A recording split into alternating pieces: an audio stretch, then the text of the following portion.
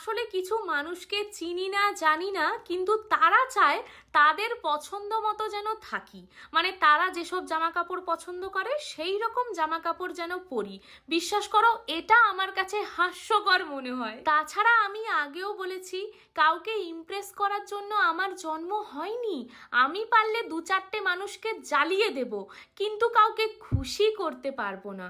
আমি শুধু নিজেকে খুশি করতে পারবো বা নিজেকে ভালো রাখতে পারবো। এই যেমন ধরো, এই যে ওয়েস্টার্ন ড্রেসটা পরেছি, এটা নিয়ে এখন কিছু কিছু বাড়িতে খুব আলোচনা হবে, খুব কন্ট্রোভার্সি হবে, অ্যান্ড আই লাভ কন্ট্রোভার্সি। বিশ্বাস করো, আমি যখন জানতে পারি নাওয়া খাওয়া বন্ধ করে দিয়ে লোকে আমাকে নিয়ে আলোচনা করছে, তখন আমার খুব ভালো লাগে। আসল কথা হলো, যে যার বাড়িতে খেয়ে বাড়িতে বসে আমাকে নিয়ে আলোচনা করছে, এতে আমার তো কিছু খরচা হচ্ছে না বা আমার জীবনে কোনো প্রভাবও পড়ছে না।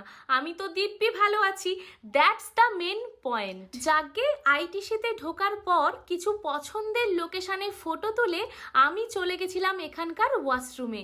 আর আইটিসির ওয়াশরুম কিন্তু এতটাই সুন্দর যে দেখলে বোঝাই যায় না এটা একটা ওয়াশরুম। তারপর তো কেন জানি না, আমি যখনই নিজেকে আয়নাতে দেখি নায়িকা নায়িকা ফিল হয়।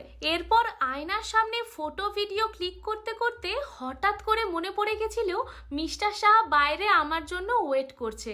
তাই দেখো, তড়িঘড়ি করে ওয়াশরুম থেকে বেরিয়ে গেছিলাম। আমি তো ভেবেছিলাম ও হয়তো আমার ওপর রেগে গেছে, কিন্তু না। তারপর দেখলাম বাবু মশাই আমার জন্য ক্যামেরা অন করে দাঁড়িয়ে আছে। আমরা না আইটিসির পুরো জায়গাটা কখনো ঘুরে দেখিনি, কিন্তু যতটা জায়গা ঘুরেছি ততটাই ভীষণ ভালো লাগে। তবে হ্যাঁ, এখানকার লাইটিংটা খুবই শান্ত, স্নিগ্ধ, অল্প পরিমাণ, যার কারণে কি হয়, ভিডিও বানানোর পরে বুঝতে পারি পুরো ভিডিওটা আবছা এসেছে শুধুমাত্র লাইটিং প্রবলেমের কারণে। Sorry. No, no, no problem. No problem. No problem. Just like hi, no problem. No problem.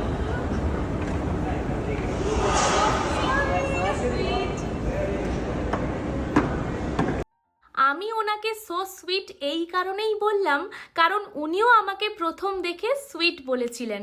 আর সরি এই কারণেই বলছিলেন, কারণ উনি এসে যাওয়ার কারণে আমার ভিডিওটা নষ্ট হয়ে গেছে। বিশ্বাস করো, 200% সিভিক সেন্স, মানে আমাদের এখানকার মানুষদের মধ্যে এত সিভিক সেন্স নেই। আর তোমরা নোটিশ করেছো কিনা জানি না, উনি কিন্তু আমার হিলসের দিকে তাকিয়েছিলেন। যদিও বা আমি যখনই কোথাও এই হিলসটা পরে যাই, সবাই একবার হলেও আমার হিলসের দিকে তাকায়, হয়তো ভাবে এত বড় হিলসটা আমি কিভাবে পরে আছি। আচ্ছা, তোমরা কেউ কি গেস করতে পারবে আমার হিলসটা ঠিক কতটা হাই?